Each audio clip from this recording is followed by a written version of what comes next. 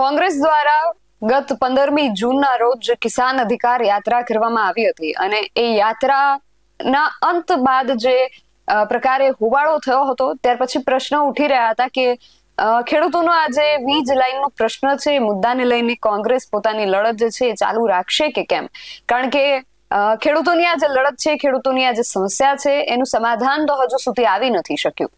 એટલે આ બે રાજકીય પક્ષો વચ્ચે જે આક્ષેપ પ્રત્યાક્ષેપ થઈ રહ્યા હતા, કોંગ્રેસ આમ આદમી પાર્ટી ઉપર આક્ષેપ કરે ને આમ આદમી પાર્ટી કોંગ્રેસ ઉપર કરી રહ્યા હતા, ત્યારે પ્રશ્ન એ ઉઠી રહ્યો હતો કે કોંગ્રેસ ખેડૂતોની આ જે લડાઈ છે એને ચાલુ રાખશે કે આ એમની લડાઈનો અંત આવી ગયો છે. ત્યારે આ સમગ્ર વિષયને લઈને કોંગ્રેસે એક પત્રકાર પરિષદ યોજી છે અને હવે નવી જાહેરાત કરી છે. શું છે કોંગ્રેસની આ નવી જાહેરાત અને તેના વિશે વિગતે ચર્ચા કરીએ આ અહેવાલમાં. જય હિન્દ DSI ન્યૂઝ પર આપની સાથે હું છું નિધિ ગઢવી. 15મી જૂનના દિવસે કિસાન કોંગ્રેસ દ્વારા જે કિસાન અધિકાર યાત્રાનું આયોજન કરવામાં આવ્યું અને ટ્રેક્ટર રેલી સ્વરૂપે સરકારને ખેડૂતોના ખાસ કરીને વીજ લાઈનના સહિતના જે પ્રશ્નો છે એ પ્રશ્ને રજૂઆત કરવાની વાત હતી. પરંતુ એ રેલીમાં શું થયું એ જગજાહેર છે આખા ગુજરાત અને ખાસ કરીને ગુજરાતભરના ખેડૂતોએ જોયું કે આ રેલીની અંદર શું થયું. ત્યાર પછી આમ આદમી પાર્ટી દ્વારા કોંગ્રેસ ઉપર ઘણા બધા આક્ષેપો કરવામાં આવ્યા, કોંગ્રેસ એના વળતા જવાબો પણ આપ્યા. પરંતુ પ્રશ્ન એ હતો કે કોંગ્રેસ ખેડૂતો માટે આ એની જે લડાઈ છે એને હવે આગામી સમયમાં ચાલુ રાખશે કે પછી આ એનો અંત હતો. ત્યારે કોંગ્રેસે આજે આ સમગ્ર વિષયને લઈને પત્રકાર પરિષદ યોજી હતી અને પત્રકાર પરિષદ દ્વારા માહિતી આપવામાં આવી છે કે કોંગ્રેસ જે છે એ આ લડતને હજુ પણ આગામી સમયમાં પણ ચાલુ રાખશે અને હવે કિસાન અધિકાર યાત્રા પાર્ટ 2 લઈને કોંગ્રેસ આવી ગઈ છે અને એની જાહેરાત આ પત્રકાર પરિષદની અંદર કોંગ્રેસ દ્વારા કરવામાં આવી છે. સૌથી પહેલા તો કોંગ્રેસના આગેવાન નેતાઓને સાંભળીએ, તેઓ આ કિસાન અધિકાર યાત્રા પાર્ટ 2 ને લઈને શું કહી રહ્યા છે. મિત્રો, કોંગ્રેસ ખેડૂત અને ગામડું કાયમી એક સિક્કાની બે બાજુ રહી છે. કોંગ્રેસે જ્યારે જે આંદોલનો કર્યા છે એ માત્ર રાજકારણ માટે નહીં પણ રાજનીતિ માટે. રાજકારણ અને રાજનીતિની જે પાતળી ભેદરેખા છે આ લોકોને સમજાવી છે. દાખલા તરીકે આ વીજ લાઈનોના જ પ્રશ્નને લઈ અને જ્યારે 2017માં રાજ્ય સરકારે પહેલો પરિપત્ર કર્યો, જંત્રી ભાવે ટોટલ અમાઉન્ટના 7.5% આપવાના, ત્યારથી લઈ અને કિસાન કોંગ્રેસ સતત એ મુદ્દે લડે છે. 7.5%ના 15% થયા, 15%ના 25%, છેલ્લે 2023માં જે પરિપત્ર થયો ત્યારથી સતત સરકાર સામે લડ્યા છે ને એટલે સરકારે એ 7.5%ના 15% ને 25% કરવા પડ્યા છે. પણ અમારા જયેશભાઈ પટેલ અને આખી ટીમ જે રીતે સાઉથ ગુજરાતમાં લડી અને નવસારી કલેક્ટર પાસે વાણિજ્ય જંત્રી કાઉન્ટ કરી અને માર્કેટ ભાવના 4 ગણાનો હુકમ કરાવડાવ્યો. 2013ના જમીન સંપાદનના કાયદા મુજબ માર્કેટ ભાવના 4 ગણા વળતર ખેડૂતોને મળવું જોઈએ.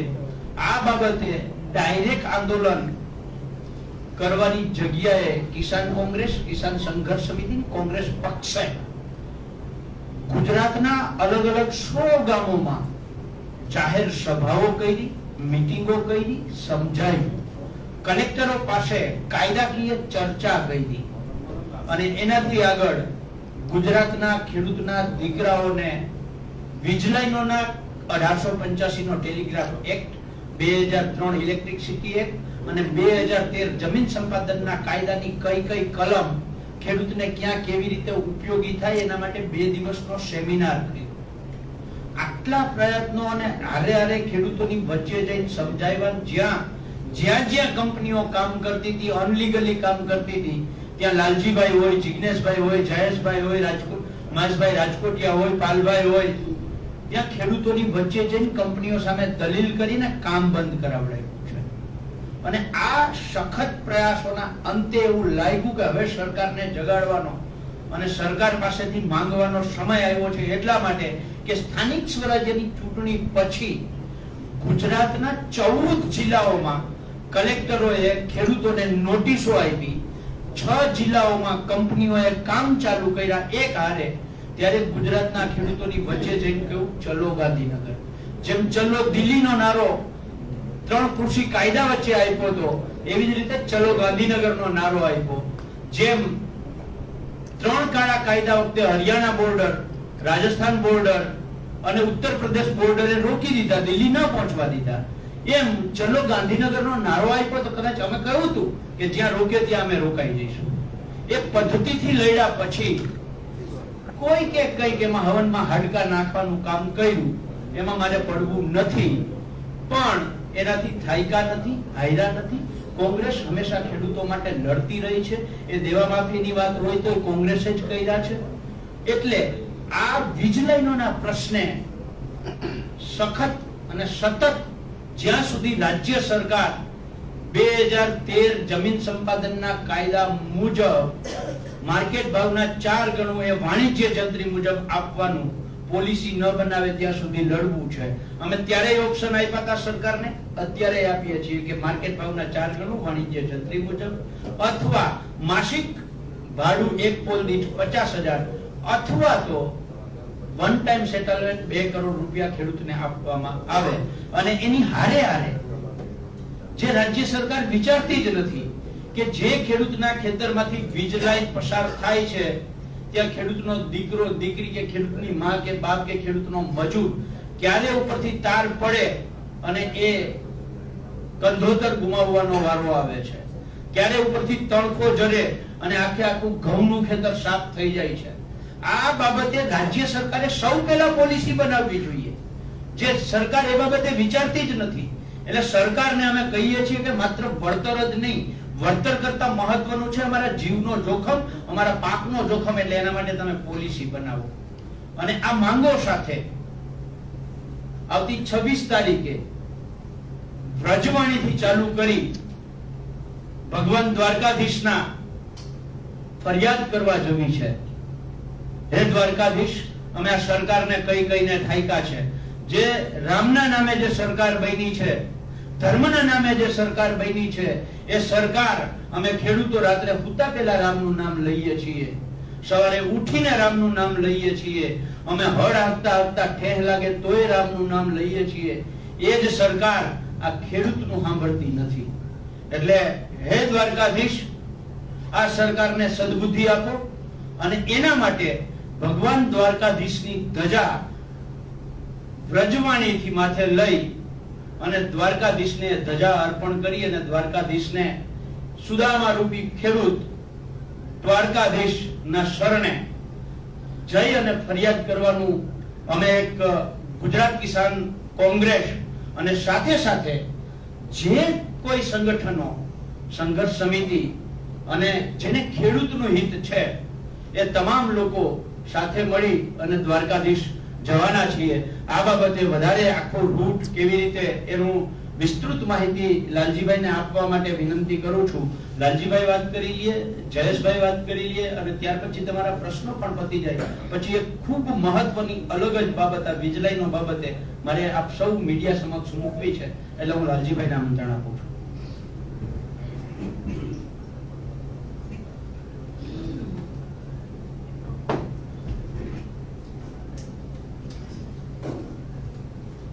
જય જવાન જય કિસાન. નમસ્કાર મિત્રો. પાલભાઈએ વિગતે વાત કરી. કિસાન અધિકાર યાત્રા પાર્ટ 2 પ્રારંભ થઈ રહ્યો છે. આ કિસાન અધિકાર યાત્રા પાર્ટ 2 જે છે, ખેડૂતો છે કાં તો ટ્રેક્ટર ઉપર હોય કાં તો ચાલતા હોય. એટલે આ વખતે અમે ટ્રેક્ટર વાળા પ્રયોગમાં તાકાત બતાવવાની હતી. ગુજરાતના ખેડૂતોએ તાકાત બતાવી છે. હવે જે છે એ અમે લોકો પગપાળા પદયાત્રા કરીને ભર ચોમાસું, આમ તો કહેવાય કારણ કે વરસાદ હવે થવાની તૈયારી છે, ભર ચોમાસે ખેડૂત ખેતરમાં હોવો જોઈએ, એના બદલે ભર ચોમાસે અમે બહેરી અને મૂંગી, બહેરી અને આંધળી, મૂંગીની બોલે તો બહુ છે એવી આ સરકારને એવું કહેવા માટે નીકળવાના છીએ કે ગુજરાતના ખેડૂતોને લૂંટીને બરબાદ કરવાનું બંધ કરો. અમારો રોટલો, અમારો ઓટલો છીનવવાનું તમે બંધ કરો. કારણ કે આપ સૌ જાણો છો, પાલભાઈ બીજી વાત કરી છે પણ હું રૂટની વાત કરું પહેલા મારે એક નાનકડું બેકગ્રાઉન્ડ આપવું છે. ગુજરાતના પ્રવક્તાઓ ભારતીય જનતા પાર્ટીના ટીવી ડિબેટમાં એમ કહે છે કે અમે ગુજરાતમાં 133 ગીગાવોટ વીજળી અત્યારે સરપ્લસ થવાની છે અને એની લાઈનો કાઢવાના છે. આ મારો આંકડો નથી, ખુદ ભારતીય જનતા પાર્ટીના સ્પોકપર્સન કહે છે. મેં અગાઉ જે અભ્યાસ કર્યો તો એમાં નાનકડી ભૂલથી થોડો સુધારો કરીશું. મને એમ હતું કે 100 લાઈન નીકળશે, પણ 100 થી વધારે લાઈન. એક લાઈન જે નીકળશે એમાં 1 થી 2 ગીગાવોટ વીજળી પસાર થશે. 1 થી 2, એક પણ હોઈ શકે, દોઢ પણ હોઈ શકે, પણ માનીને ચાલીએ કે એવરેજ એ કદાચ 1.5 ગીગાવોટ વીજળી પસાર થાય ઓન એન એવરેજ, તો 130 ગીગાવોટ વીજળી પસાર કરવા માટે કેટલી લાઈનોની જરૂર પડે એ આપ બહુ સારી રીતે સમજી શકો છો. 85 થી વધારે લાઈનોની જરૂર પડે. આ અત્યારે 130 કે છે, હજુ તો એમનો આંકડો વધારે છે. આવનાર સમયમાં ગુજરાતમાં 100 થી વધારે વીજ લાઈનો નીકળવાની છે. આ 100 થી વધારે વીજ લાઈન એટલે પહેલા મને એમ હતું કે ગુજરાતનું એવરેજ 400 કિલોમીટર બહાર નીકળે લાઈન, પણ હમણાં તપાસ કરી તો ખબર પડી કે ગુજરાતમાંથી વીજળી બીજા રાજ્યોમાં લઈ જવી હોય તો ઉત્તર ગુજરાતથી શરૂ કરી અને દક્ષિણ ગુજરાત સુધીનું એવરેજ 500 કિલોમીટર થાય છે. ક્યાંક 600, ક્યાંક એનાથી પણ વધારે, પણ એવરેજ 500 કિલોમીટર થાય છે. અને એક લાઈન 500 કિલોમીટર એટલે 1500 થાંભલા. એક લાઈનના 1500 થાંભલા એટલે 100 લાઈનના ગુજરાતમાં 1.5 લાખ થાંભલા નખાશે. એક થાંભલો જ્યારે નીકળે છે ત્યારે 14 ખેતરને ખાઈ જાય છે. 1 કિલોમીટરની અંદર એ લાઈન નીકળે ત્યારે 14 ખેતરો ખાય છે. એટલે કે 14 પંચાને 70 વીઘા જમીન એ ખાઈ જાય છે. 14 પંચા 70 વીઘા જમીન 1 કિલોમીટર ખાય છે. તમે મિત્રો ગણી લેજો કે આવી 500 કિલોમીટર લાંબી 100 લાઈન નીકળવાની હોય અને 1 કિલોમીટરે એ 70 વીઘા જમીન ખાઈ જવાની હોય તો પહેલા અમે 28 લાખ વીઘા જમીન જે ગણતા હતા, આંકડો એનાથી પણ અત્યારે હવે આ વધે છે. આ ગુજરાતનું એકાદ બે જિલ્લાને બાદ કરતા એક જિલ્લો નહીં બચે, એક તાલુકો નહીં બચે, કદાચ કોઈ ગામ એવું નહીં હોય. કારણ કે ગુજરાતના આપણે 5 લાખ ગામ કહીએ છીએ, 4 લાખ ગામ હોય છે. એ ગામડાઓ ગુજરાતના એક એક ગામમાં વીજળીનો થાંભલો નીકળશે. એક એક ગામમાં નીકળશે ત્યારે મારો નહીં તો મારા ભાઈના ખેતરમાં થાંભલો નીકળશે. એટલે અત્યારે જે સૌરાષ્ટ્રના ખેડૂતો જે લડી રહ્યા છે, કચ્છના ખેડૂતો જે લડી રહ્યા છે, એ સમગ્ર ગુજરાતના ખેડૂતોની લડાઈ છે. અને આ લડાઈને આ 2 દિવસ 3 દિવસથી નહીં, આમ તો છેલ્લા 2-3 વર્ષથી લગાતાર ચેતવવાનું કામ કરતા હતા, પણ છેલ્લા 8.5 મહિનાથી લગાતાર ગ્રામ સભાઓ, ટ્રેક્ટર રેલીઓ, નાના મોટા કાર્યક્રમો આપી અને કોંગ્રેસ પાર્ટી જે છે એ ખેડૂતોના હિત માટેની લડાઈનો જે પ્રારંભ કર્યો છે, એ પ્રારંભ જ્યાં સુધી ખેડૂતોને ન્યાય ન મળે, જ્યાં સુધી ખેડૂતોનો વિજય ના થાય અને જ્યાં સુધી આ સરકાર જે છે એ પીછેહટ ના કરે, ત્યાં સુધી કોંગ્રેસ જે છે એ કોઈ રીતે જે છે એ પાછી પાડી કરવાની નથી. આ એ જ કોંગ્રેસ છે કે જેણે ખેડૂતોને 7/12 નામ અપાવી અને ખેડૂતોને ખાતેદાર બનાવ્યા. આ એ જ કોંગ્રેસ છે કે જેના મનમોહન સરકારે આખા દેશના ખેડૂતોનું દેવું એકી ઝાટકે માફ કર્યું. આ એ જ કોંગ્રેસ છે કે જ્યારે નરેન્દ્ર મોદી સરકાર ભારતમાં 3 કાળા કાયદા ખેડૂતોના વિરુદ્ધમાં લાવી હતી, ત્યારે 3 કાળા કાયદા જે છે એને દૂર કરવા માટે સડકથી લઈને સંસદ સુધી લડી અને કાયદાઓ દૂર કરવાનું કામ કર્યું. આ એ જ કોંગ્રેસ છે કે જેનું છેલ્લા 10 વર્ષમાં જે રાજ્યમાં સરકાર આવી હોય ત્યાં ખેડૂતોનું દેવું સંપૂર્ણ માફ કર્યું છે. માટે અમે કહીએ છીએ કે ખેડૂતોના હકની લડાઈ માત્ર કોંગ્રેસ લડી શકે અને એ અમે લોકો લડી રહ્યા છીએ. આ લડવા માટે બીજાની જેમ ખાલી મોટી મોટી વાતો નહીં, પરંતુ હવે આ ખૂન પસીનો જે છે વહાવીને કોંગ્રેસના કાર્યકર્તાઓ, કિસાન કોંગ્રેસના કાર્યકર્તાઓ વ્રજવાણીથી દ્વારકા એ જે રસ્તો છે એ મારે તમને કેવો છે. વ્રજવાણી 26 તારીખે શરૂ થશે. લગભગ 4 દિવસ યાત્રા કચ્છમાં રહેશે. એ વ્રજવાણી, ગેડી, સલારી, પ્રાગપર થઈને ચિત્રોડ થઈ, લાકડિયા, શિકારપુર થઈને માળિયા, એ ખારા પાટમાં કદાચ ધોધકતા તાપમાં કે વરસતા વરસાદમાં યાત્રા નીકળશે. ત્યાંથી આમરણ અને આમરણ બાજુથી લતીપરા એક યાત્રા ત્યાં જશે. જ્યારે બીજી જે યાત્રા જે છે એ સુરેન્દ્રનગર જિલ્લામાંથી ધાંગધ્રા તાલુકાના જે ગામો, હળવદ તાલુકાના જે ગામો, એટલે કોણ છે કે સાપકડા છે ત્યાંથી શરૂ કરી અને સરા વિસ્તાર બાજુ થઈને એ વાંકાનેર તરફ પ્રયાણ કરશે અને વાંકાનેરથી ટંકારાના વિસ્તારોમાં જશે અને ટંકારાથી લતીપુર કરીને જે વિસ્તાર છે ત્યાં બંને યાત્રાઓ ભેગી થશે. આ બંને યાત્રાઓ દ્વારકા પહોંચશે. દ્વારકા પહોંચતા સુધીમાં અમે યાત્રાનો કુલ રૂટ જે ગણતા હતા કે એક સળંગ યાત્રા વ્રજવાણીથી લઈને દ્વારકા એ 400 થી વધારે કિલોમીટર થાય છે, જ્યારે બીજી યાત્રા કે જે ધાંગધ્રા બાજુથી નીકળશે અને લતીપુર પહોંચશે તો એ પણ લગભગ 125 કિલોમીટરની યાત્રા થાય છે.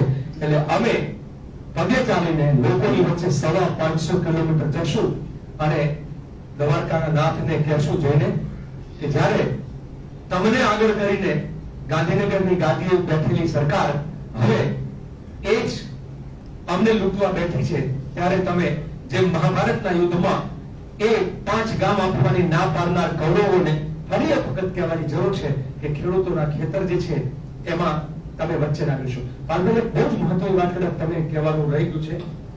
એ વિકલ્પ આપશે હમણાં પાલભાઈ થોડી વાર પછી કદાચ કહેશે. બે વિકલ્પ કે જેમાં એક વિકલ્પમાં 2500 ખેડૂતોની જમીન જતી હોય, જ્યારે બીજો એક વિકલ્પ છે જે પાલભાઈ બતાવશે માત્ર નજીવો ખેડૂતોની જમીન જાય, ખરાબ વિસ્તારમાં જમીનોમાં થાંભલા નાખે, એટલા જ કિલોમીટર બધું જ, તેમ છતાં કેમ ફળદ્રુપ જમીનમાં થાંભલા નાખવા છે અને કેમ આ ખરાબ જમીનમાં થઈને બારોબાર નીકળ્યું છે ખેડૂતોની જમીન ન જાય એવો રૂટ અમે આપવા તૈયાર છીએ, વૈકલ્પિક રૂટ કે જેમાં કંપની વાળાને પણ ફાયદો, ઓછું વળતર આપવું પડે, કંપની વાળાને ફાયદો, ખેડૂતોને ફાયદો, ગુજરાતને ફાયદો, ગુજરાતની ધાન પકવતી ધરતી જે છે એ થાંભલા નીચે ધરવાઈ ના જાય એના માટેનો વિકલ્પ જે છે પાલભાઈ થોડી વાર પછી તમને આપશે. આ યાત્રામાં ઓછામાં ઓછા 100 યાત્રીઓ તો લગાતાર હશે, પણ ગામ ગામથી હજારો ખેડૂતો સ્વાગતના સ્વરૂપમાં, યાત્રાના સ્વરૂપમાં ગામ ગામ પ્રમાણે એ જોડાતા જશે. આ યાત્રા અવિરત ચાલશે. અત્યારે 550 કિલોમીટરનો છે. આ અહીંયા એન્ડ નથી, આ યાત્રા પાર્ટ 2 છે.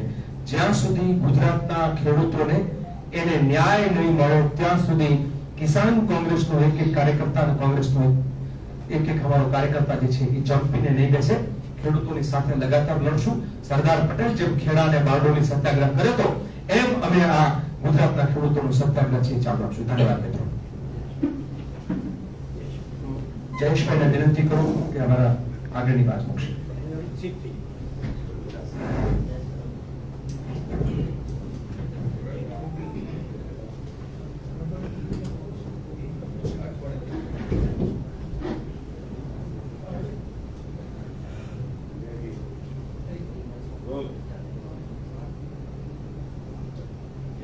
પત્રકાર મિત્રો, આપનું સ્વાગત.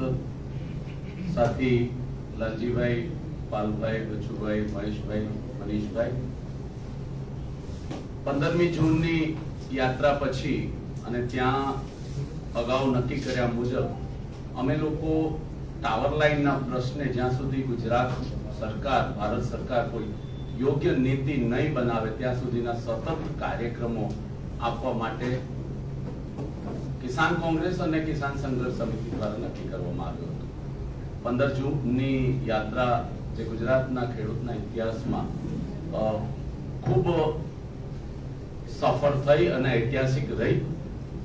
ત્યારે જ અમારી આ વાત હતી કે અમે પદયાત્રા કરીશું. જે પાલભાઈએ, લાલજીભાઈએ વાત કરી એ મુજબ એ પદયાત્રાનો 26મી જૂનના દિવસથી અમે શરૂઆત કરી રહ્યા છે. દ્વારકાધીશને અમે વિનંતી કરવા માટે પગ હાથ જોડીને સરકારને સદબુદ્ધિ આવે અને ખેડૂતોના જે મુશ્કેલી છે એનું નિરાકરણ થાય એ અંગેની અમે એક વિનંતી લઈને જઈએ છીએ. લાલજીભાઈએ, પાલભાઈએ જે વાત કરી કે 135 ગીગાવોટનું જનરેશન અને ઇન્ટરસ્ટેટ ટ્રાન્સમિશન લાઇન, એટલે ગુજરાતની જરૂરિયાત નથી અને ગુજરાતમાંથી બહાર વીજળી જવાની છે. જે કિલોમીટર દર્શાવવામાં આવ્યા છે ને એક લાઇનની અંદર જે ગીગાવોટનું ટ્રાન્સમિશન થાય છે એને એકોર્ડિંગલી લગભગ 80 થી 85 લાઇનો નીકળે એવી શક્યતાઓ છે. અત્યારે ફક્ત 7 લાઇનના આયોજન છે. કાયદાઓ જે ભારત સરકાર અને ગુજરાત સરકાર દ્વારા જે બનાવવામાં આવ્યા છે એની અમલવારી કરવામાં આવતી નથી. અમારો જે ધ્યેય છે એ ગુજરાતના તમામ ગામડાઓની અંદર આ કાયદાઓથી ખેડૂતને માહિતગાર કરવા, પોતાના હક અને અધિકાર, ટાવર લાઇનની બાબતમાં વળતર કઈ રીતે મળી શકે અને કયા પ્રકારના કાયદાઓ બનાવવામાં આવ્યા છે. કારણ કે ઇન્ટરસ્ટેટ લાઇન છે એટલે કેન્દ્ર સરકારના કાયદાઓ દ્વારા જ વળતરની પ્રક્રિયા નક્કી કરવામાં આવે અને એ જ કાયદાઓની અમલવારી થાય એવો એક અમારો ધ્યેય છે. સમગ્ર ગુજરાતના જેટલા પણ ગામોમાંથી આ યાત્રા પસાર થવાની છે એમાં દરેક ગામની અંદર ખેડૂતોને પોતાના આ જે કાયદાઓ છે એનાથી માહિતગાર થાય એવો પણ અમારો આ યાત્રાનો હેતુ છે. જેટલા પણ ગામ અમે નક્કી કર્યા છે તમામ ગામોમાંથી ઓછામાં ઓછી 2 અને વધુમાં વધુ 5 લાઈનો પસાર થઈ રહી છે. એ રૂટ અમે પસંદ કર્યો છે એટલે 26મી તારીખથી શરૂ કરીને સતત એ યાત્રા ચાલશે અને દ્વારકાધીશને જે દિવસે અમે ત્યાં પહોંચીશું તે દિવસે એક મોટા સંમેલનના રૂપમાં પણ એની પૂર્ણાહુતિ થશે. વિગતવાર જે કાર્યક્રમ છે એ અમે અત્યારે બનાવી દીધો છે. આવનારા દિવસોમાં કે જે યાત્રા સુરેન્દ્રનગરથી નીકળવાની છે, જે યાત્રા વ્રજવાણીથી નીકળવાની છે, એમાં જે માણસો જોડાવાના છે, જે ખેડૂતો જોડાવાના છે એનું પણ અમે આયોજન કર્યું છે. આશા રાખીએ કે તમામ ગુજરાતના મીડિયા કર્મીઓ આ યાત્રાને યોગ્ય રીતે રજૂ કરીને અમારા જે પ્રશ્ન છે એ કેન્દ્ર સરકાર અને ગુજરાત સરકાર સુધી પહોંચાડે એટલી વિનંતી. આભાર.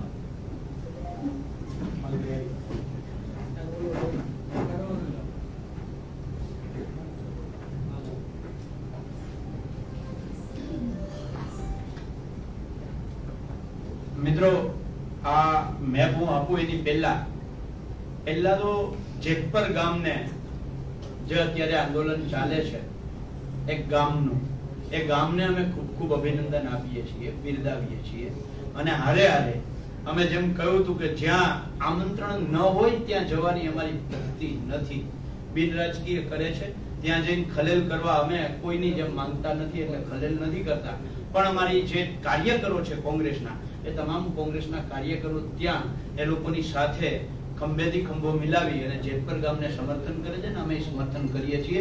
અને હારે હારે હું તો આખા ગુજરાતના જે ગામોમાંથી લાઈન નીકળે છે એમને કહેવા માંગુ છું કે તમારા ગામની લડાઈ પણ આપણે આપણા ગામની એ લડાઈ કરવી જોઈએ ને આખા ગુજરાતની પોલિસી માટેની લડાઈ દરેક ગામ માંગ કરે આવી રીતે કરવી જોઈએ. નંબર 1. નંબર 2, આ 1885 નો ટેલિગ્રાફ એક્ટ, 2003 નો ઇલેક્ટ્રિસિટી એક્ટ, આ બંને કાયદાથી જે ખેડૂતને નોટિસ આપવામાં આવે છે, આ બંને કાયદા સરકારી કંપનીઓ માટે બનેલા હતા, જન સુખાકારી માટે બનેલા હતા, લોકોને વીજળી પૂરી પાડવા માટે, સરકારી ખર્ચે પૂરી પાડવા માટે બનેલા હતા, નહીં કે અદાણી અંબાણી જેવાના ધંધા માટે આ કાયદા બનેલા હતા. અત્યારે એ જે સરકારી વીજ લાઈનો માટે જે કાયદા બન્યા હતા એ જ કાયદાનો ઉપયોગ ધંધા માટે થઈ અને કરવામાં આવે છે. કે સરકારનો આ બાબતે ધ્યાન દોરીએ છીએ. અને જ્યારે તમને બધાયને ખબર છે ભાજપના સરકારના પ્રવક્તા જ્યારે ડિબેટમાં આવે ત્યારે એને દરેક વખતે કહ્યું છે કે આ વીજ લાઈનો ઓછામાં ઓછી ફળદ્રુપ જગ્યામાંથી નીકળે એવી અમે કંપનીને ફરજ પાડીએ છીએ. સરકારી ખરાબાઓ બિન ઉપજાઉ જમીનમાંથી આ લાઈનો નીકળે એવું અમે દરેક વખતે સરકારશ્રીના પ્રયત્નો છે અને સરકારશ્રીના પ્રયત્નોથી એવું જ થાય છે. આ જે સરકારશ્રીના દાવાઓનો ભાંડાફોડ કરતો આ નકશો તમારી સામે અત્યારે હું રજૂ કરું છું. આ નકશો છે, આ ગુજરાતનો નકશો છે. એમાંથી આ ગોવાણા છે, મહુવાણા ગામ કચ્છનું, બરાબર છે. અહીંયા રિલાયન્સ કંપનીનું લગભગ 1200 કેવીની અહીંયા એક સબસ્ટેશન બનેલું છે. અહીંયા રિલાયન્સનું સબસ્ટેશન લાલપુરની બાજુમાં કાનારુસ ગામ પાસે બનેલું છે. હવે એમાં અત્યારે જે લાઈન નીકળે છે એ મહુવાણાથી ચાલુ કરી ગઢી, શેલારી, પ્રાગપર, લાકડિયા, સામખિયાળી થઈ અને માળિયા આવે છે. આમાં ખેડૂતોને નોટિસ અપાઈ ગઈ છે. આમાં અત્યારે કંપનીઓ કામ કરવાના પ્રયત્નો ચાલુ કરી દીધા છે. પછી માળિયાથી ચાલુ કરી અને 765 કેવીની લાઈન આમનામ દુધઈ થઈ, કેશિયા થઈ અને અહીંયા લાલપુર પાસે સબસ્ટેશન, ત્યાં આ જે લાઈન છે ને એ આ ફળદ્રુપ સંપૂર્ણ જગ્યા ફળદ્રુપ છે. આમાં ક્યાંય સરકારી ખરાબો નથી, ક્યાંય રણ નથી, ક્યાંય દરિયા કિનારો નથી. એની સામે એ જ લાઈન 765 કેવીની જ લાઈન આ મહુવાણાથી ચાલુ કરો એટલે આખે આખું આ રણ આવી જાય અહીંયા સુધી. આ રણથી આદેસરની બાજુમાં 5 કે 7 ખેડૂતો આવે, પાછું રણ આવી જાય. એ રણ સીધું માળિયા સુધી રણમાં આ કાળી લાઈન છે ને એ કહું છું, આ પ્રપોઝ લાઈન અમે કહીએ છીએ કે આ લાઈન ઉપર ખરેખર નકશો હોવો જોઈએ. અને આ જામનગર કલેક્ટરને સૌથી પહેલી નોટિસ આવી ને ત્યારે અમે 2000 ખેડૂતોએ જઈ અને સરકારને કહ્યું હતું કે આ અલ્ટરનેટ રૂટ અમે આપીએ છીએ. આ આખે આમાં આખી છે મહુવાણાથી ચાલુ કરી અને માળિયા પહોંચે ને ત્યાં સુધીમાં 15 ખેડૂતો આવે છે, માત્ર 15 ખેડૂતો. અને આની અંદર 15 ખરાબા નથી આવતા, એટલે 15 થાંભલા બિન ઉપજાઉ જમીનમાં નથી, સંપૂર્ણ ફળદ્રુપ જમીન. પછી અહીંયાથી માળિયાથી આ લાઈન આ જે ફળદ્રુપ જમીનમાં આવી એની જગ્યાએ માળિયાથી પેલા રણમાં નવલખી પાસેથી દરિયા કિનારે ચાલુ કરો એટલે જોડિયા બંદરની બાજુમાંથી થઈ દરિયા કિનારે આ પક્ષી અભયારણ્ય પણ ના આવે, કારણ કે દરિયા કિનારે લઈ લ્યો એટલે પક્ષી અભયારણ્ય પણ ના નડે, બરાબર છે. એની બહારથી આ લાઈન સિક્કા અને સિક્કાની આગળ જે લાખાબાવળ ગામ આવે છે, લાખાબાવળ ગામથી અંદર આવી જાય એટલે કાનાલુસ. માત્ર એટલા જ પટામાં 10 થી 15 ખેડૂત આવે, ટોટલ 30 ખેડૂત આવે. અને આ જે જગ્યા છે આમાં 3000 ખેડૂત આવે. હું જાહેર માધ્યમોના માધ્યમથી ગુજરાતના નાગરિકોને કહેવા માંગુ છું કે આ સરકાર કેવી ખેડૂત લક્ષી છે. 3000 ખેડૂતોને બરબાદ કરવાની જગ્યાએ માત્ર 30 ખેડૂતો અને સંપૂર્ણ ખરાબામાં નીકળે એવી લાઈન શું કામ નથી કાઢતા? ખેડૂતોને બરબાદ કરવા માટેની જે મીડિયામાં આવી અને ડિબેટોમાં ભાજપના પ્રવક્તા કહે છે કે અમારો આશય સરકારી ખરાબાઓમાંથી બિન ઉપજાઉ જમીનમાંથી નીકળવાનો છે, એ આમાં ક્યાં બિન ઉપજાઉ જમીનમાંથી કાઢ્યો? તમે સંપૂર્ણ ફળદ્રુપ જમીનમાંથી કાઢ્યો છે. અને આ રૂટ જામનગર કલેક્ટરને અમે સ્થાનિક સ્વરાજ્યની ચૂંટણીની પહેલા 2 મહિના પહેલા આ રૂટ અમે જામનગર કલેક્ટરને આપેલો છે. અમે માગણી કરેલી છે કે આખે આખો રૂટ બદલે. આ જ વાત મોરબી કલેક્ટરને અમે આપેલી છે કે આખે આખો રૂટ બદલાવો. આ જ વાત અમે કચ્છ કલેક્ટરને લગભગ તારીખ સાથે કહું 19 ડિસેમ્બર 2025 બરાબર છે, કચ્છ કલેક્ટરને આ રૂટ આપેલો છે કે તમે આ રૂટ બદલાવો. કેમ નથી બદલાવતા? આવો ખેડૂતોના ખેતર બરબાદ કરવામાં સરકારને રસ શું છે? આખે આખું આ રૂટ સાથે મેપ સાથે આજે હું તમારી સામે રજૂ કરું છું. સરકારની નીતિ આના ઉપરથી બહુ સ્પષ્ટ થાય છે. તો કોંગ્રેસ દ્વારા આજે આયોજન કરવામાં આવ્યું છે, એકવાર ટ્રેક્ટર રેલી સ્વરૂપે અને હવે પદયાત્રા સ્વરૂપે ખેડૂતોના જે પ્રશ્નો છે એને વાચા આપવા માટે કોંગ્રેસ જે છે આગામી સમયમાં આ આયોજન કરવા જઈ રહી છે. 26મી તારીખે કોંગ્રેસની આ જે પદયાત્રા છે એની શરૂઆત થશે અને 27મી તારીખે પણ ઉલ્લેખનીય છે, કારણ કે 27મી તારીખે આમ આદમી પાર્ટી જે છે સુરેન્દ્રનગરમાં કિસાન મહાપંચાયતનું આયોજન કરવા જઈ રહી છે. એટલે હવે આગામી સમયની અંદર શું થાય છે એ ખાસ જોવાનું રહેશે. તમારું આ સમગ્ર વિષયને લઈને શું માનવું છે? ખાસ કરીને કોંગ્રેસ દ્વારા જે જાહેરાત કરવામાં આવી છે તેને લઈને તમારો શું મત છે? તમારો અભિપ્રાય અમને કોમેન્ટ બોક્સમાં ચોક્કસથી જણાવજો. આવા જ વધુ અહેવાલો સાથે મળતા રહીશું. તમે મારી યુટ્યુબ ચેનલને સબસ્ક્રાઇબ કરવાનું અને અમને ફેસબુક અને ઇન્સ્ટાગ્રામ પર ફોલો કરવાનું ભૂલશો નહીં. બાકી અવનવી અપડેટ્સ માટે આપ જોતા રહો BSI ટીવી ન્યૂઝ. નમસ્કાર.